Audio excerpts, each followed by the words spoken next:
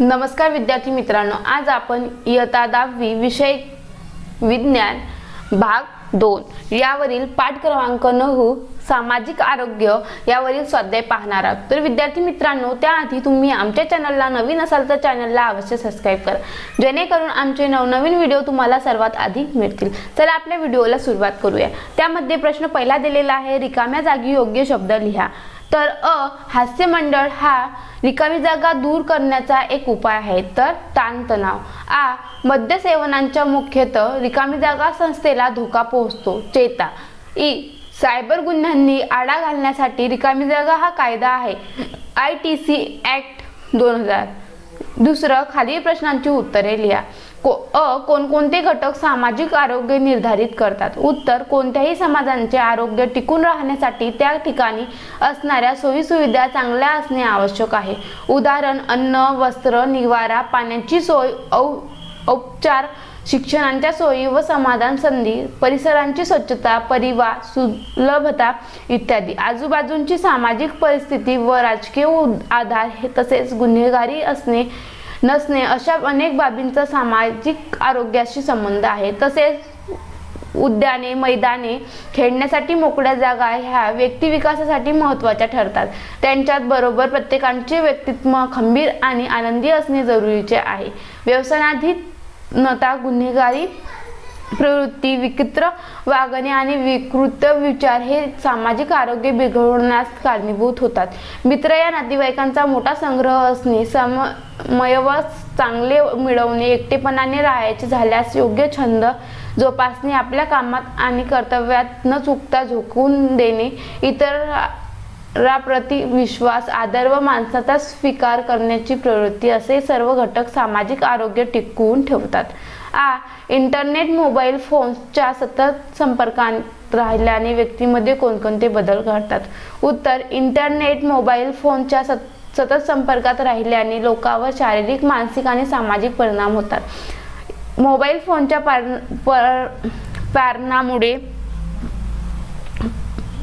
शारीरिक समस्या देखील निर्माण होऊ शकतात। थकवा, डोकेदुखी, निद्रानाश, विस्मरण, कानात आवाज घुमणे, सांधेदुखी व त्यांच्याचबरोबर दृष्टीदोष असे शारीरिक त्रास उद्भवतात। यासारखे इंटरनेटवर असल्याने एकलकोंडे होतात, त्यांना आपल्या वेळेचे नियोजन करता येत नाही। रोजची कामे सोडून ती आपल्या वेळेचा भरपूर उपयोग करतात। एकलकोंडेपणामुळे समाजातील इतर व्यक्ती, नातेवाईक यांच्याशी सुसंवाद साधणे जमत नाहीत। फक्त त्यांचाच विचार करण्याची सवय लागून त्यांच्यामध्ये आत्मकेंद्रीपणा निर्माण होते। अशा व्यक्ती सामाजिक जबाबदाऱ्या घडू शकत नाही, त्यांचे सामाजिक आरोग्य धोक्यात येते। सायबर गुन्ह्यांच्या घटनांमुळे सामान्य माणसाला कोणकोणत्या दुष्परिणामांना सामोरे जावे लागते? उत्तर, सामान्य व्यक्तींच्या Aadhaar card, PAN card, credit card, debit card क्रमांक किंवा इतर व्यक्तिगत माहिती सायबर गुन्हे करणारे शोधून काढून त्यांचा गैरवापर करू शकतात। ATM कार्डचा पिन क्रमांक मिळवून देऊन पैसे काढू शकतात। वेबसाईटवरून खरेदी करताना माणसे फसवले जातात। फेसबुक अकाउंट उघडून त्यात खोटी माहिती देऊन त्यांच्या माहितीच्या आधारे तरुणींना फसवून त्यांचा विनयभंग करणे, आर्थिक शोषण करणे हा देखील सायबर गुन्हा आहे। इलेक्ट्रॉनिक माध्यमातून बदनामीकारक संदेश पाठवणे, अश्लील चित्रे प्रसारित करणे, प्रक्षोभक विधाने पाठवणे यांचा असा गैरवापर केला जातो। त्यामुळे समाजातील स्त्रिया व मुलींची मानहानी होते। इंटरनेटच्या माध्यमातून व्हायरस पाठवणे आणि दुसऱ्यांचे संगणक आणि मोबाईल नादुरुस्त करणे, यातील माहिती खराब करून टाकणे हे देखील त्रास देण्यासाठी केले जाते। वरील सर्व घटना ह्या सायबर गुन्ह्यांची उदाहरणे आहेत। इतरांशी सुसंवाद साधण्याचे महत्त्व सांगा। उत्तर, सध्याच्या जगात खूप स्पर्धा, असुरक्षितता व चढाओढ आहेत, त्यामुळे प्रत्येक व्यक्तीला सामाजिक ताणतणावाला सामोरे जावे लागते। हा तणाव काही काळ मनात तसाच राहिला तर निराश आणि तत्सम मानसिक आजार निर्माण होतात। उदासीनतेतून व्यसने लागू शकतात किंवा आत्मघातकांचे विचार मनात येतात। अशा वेळी आपली दुःखे आणि समस्या दुसऱ्यांशी बोलण्यामुळे हलकी होतात। समुपदेशकांची मदत घेऊन संवादातून समस्या सोडवता येतात। जे लोक आपल्या चांगल्याचा विचार करतात ते नेहमीच आपली मदत करतात, त्यासाठी सुसंवाद करणे आवश्यक आहे। तिसरं, खालील शब्दकोडे सोडवा। मद्य, तंबाखूजन्य पदार्थांचे सतत सेवन, व्यसनाधीन ॲपमुळे सायबर गुन्हे घडवण्याची क्षमता, ताणतणाव नाहीसा करण्याचा एक उपाय, ताणविरहित जीवन जगण्यास आवश्यक विविध घटकांचा आरोग्यावर परिणाम होतो. अशा प्रकारे शब्दकोड सोडवायचं. नंतर बघा चौथा प्रश्न आहे, ताणतणाव कमी करण्याची विविध मार्गे कोणती? तर ताणतणाव कमी करण्यासाठी पुढील मार्गे आहेत. हास्य मंडळ एकत्र जमून मोठ्याने व मन मोकळे हसून आपला ताण हलका करता येतो. सुसंवाद, मैत्रिणी, समवयस्क, भाऊ बहिणी, शिक्षक व पालक यांच्या सर्वांशी सुसंवाद साधणे म्हणजेच आपले मन मोकळे करणे याने ताणतणाव कमी होतो. लेखन, मनातले विचार लिहून काढले आणि आपल्या चुकीच्या विचारांचे विश्लेषण केले तरीही ताण कमी होतो. छंद जोपासणे, वस्तूचा संग्रह करणे, छायाचित्रण, दर्जेच्या वस्तूंचे पुस्तकांचे वाचन, पाककला, शिल्पकला, चित्रकला, रांगोळी, नृत्य इत्यादी छंद मनाला लावून घेतले तर ताण येत नाही आणि रिकाम्या वेळ देखील सत्कारणी लागतो. सकारात्मक गोष्टींची ऊर्जा व मन वळावे, त्यामुळे नकारात्मक भावना कमी होतात. संगीत शिकवणे, ऐकणे, गाणी म्हणणे यामुळे आनंद मिळून ताण हलका होतो. संगीतात मनस्थिती बदलण्याची ताकद असते. मैदानी खेळ व व्यायाम मानसिक आणि शारीरिक आरोग्य, मैदानी खेळामुळे सुधारते. खेळामुळे शारीरिक व्यायाम, शिस्त, इतरांशी आंतरक्रिया, संघभावना वाढवणे, एकाकीपणा संपून व्यक्ती समाजभिमुख होणे असे अनेक फायदे असतात.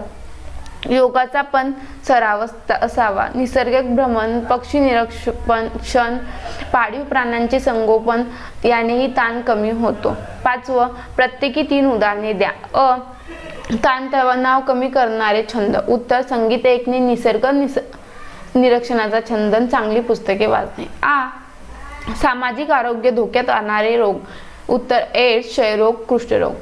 मोबाईलच्या फोनच्या अतिवापरामुळे उद्भवणारे शारीरिक त्रास, डोकेदुखी, सांधेदुखी आणि दृष्टिक्षोभ. सायबर गुन्ह्यांच्या कक्षेत येणाऱ्या कृती. उत्तर, एखाद्याची खाजगी माहिती काढून त्याला आर्थिक बाबतीत लुबाडणे. दुसऱ्याने तयार केलेल्या लिखित साहित्य, सॉफ्टवेअर्स, फोटो, व्हिडिओ, संगीत इत्यादी इंटरनेटवरून मिळवून त्यांचा गैरवापर व अवैध विक्री करणे. इलेक्ट्रॉनिक्स माध्यमातून बदनामीकारक संदेश पाठवणे, आपली चित्र प्रसारित करणे. 6वा प्रश्न आहे, तुम्ही काय कराल आणि का? तुमचा बराच मोकळा वेळ इंटरनेट, मोबाईल गेम्स, फोन्स यासाठी खर्च होतो. उत्तर, एकदा वाया गेलेला वेळ परत कधीही भरून येत नाही. आपला वेळ अभ्यास, व्यायाम अथवा मैदानी खेळासाठीच वापरणे योग्य आहे.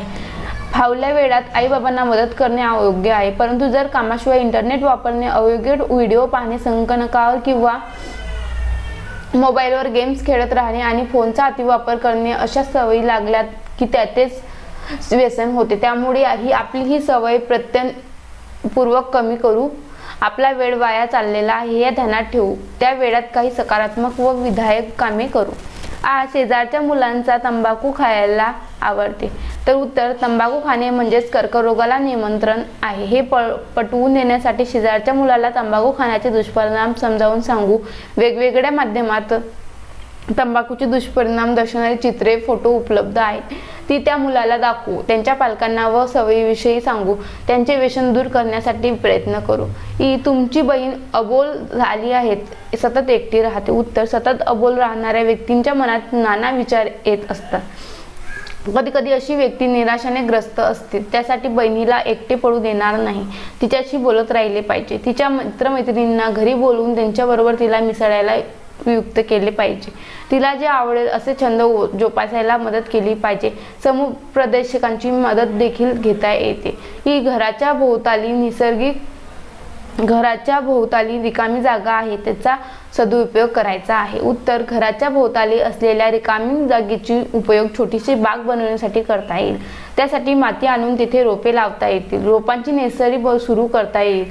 तसेच छोटेसे मैदान बनवता येईल. बॅडमिंटन सारख्या खेळासाठी जाळी आणून लावता येईल. ज्या जागेची स्वच्छता राखली पाहिजे ते लक्षात ठेवून तिथे कचरा फेकायला निर्बंध केला जाईल. तुमच्या मित्राला सतत सेल्फी काढायला छंद लागला आहे. उत्तर, सतत सेल्फी काढण्याच्या सवयीला दूर ठेवणे जरुरीचे आहे. जो अशा सवयीत अटकतो तो केवळ स्वतःचाच विचार करीत असतो, त्याला दुसऱ्या कोणत्याच गोष्टीची भान नसते. यासाठी त्याची सेल्फी काढायची सवय दूर करण्याचा प्रयत्न करू. यासाठी त्यांच्या या प्रवृत्तीचे कारण काय ते शोधून काढू. त्याचे मन इतर गोष्टीकडे वळले याचा प्रयत्न करू. 12वीत असणाऱ्या तुमच्या भावाला अभ्यासाचा खूप ताण आला आहे. उत्तर 12वीत अभ्यास जास्त असतो. ज्यांनी वर्षभर अभ्यासाकडे विशेष लक्ष दिले नाही अशांना ताण येतो. स्वाभाविक म्हणून असते. यासाठी त्यांनी वेळेचे योग्य नियोजन करावे. एक विषयाचा एकाच वेळी विचार करावा. अभ्यासाच्या मध्ये थोडा वेळ विश्रांती घ्यावी. घरातल्या लोकांशी मनमोकळे बोलावे. ताण हलका होईल देहा अशा पद्धतीने घरचे वातावरण ठेवावे. तुझ्यासाठी अभ्यास आहे, अभ्यासासाठी तू नाहीस हे सत्य त्याला पटवून द्यावे. 7वा प्रश्न आहे, घरातील एखादी वृद्ध व्यक्ती बरेच दिवस आजारी असल्यास घरातील वातावरणात काय फरक पडतो, ते वातावरण चांगले कसे ठेवाल. उत्तर, घरातील वृद्ध व्यक्ती बरेच दिवस आजारी असेल तर घरातील सर्वच वातावरण बदलून जाते. घरात काळजीची आणि खन्यतेची सावट असते. डॉक्टरांची एजा असते. अर्थुनाला खिळून राहिलेल्या वृद्धांच्या खाण्याचे जेवणाचे पथ्य पाळले जाते. अशा वेळीला सर्वांनी आडापाडीने रुग्णांची काळजी घेतली पाहिजे. स्वतःच्या वेळात वेळ काढून घरातील वृद्धांची सेवा शुश्रूषा केली पाहिजे. औषध पाणी आणून देणे, रात्रीचा थोडा वेळ जागरणे करणे आणि ज्या गोष्टी आपण सहज करू शकतो त्या आनंदाने केल्या पाहिजेत. घरातील कामे वाटून घेऊन एखाद्याला अंगावर जास्त जबाबदारी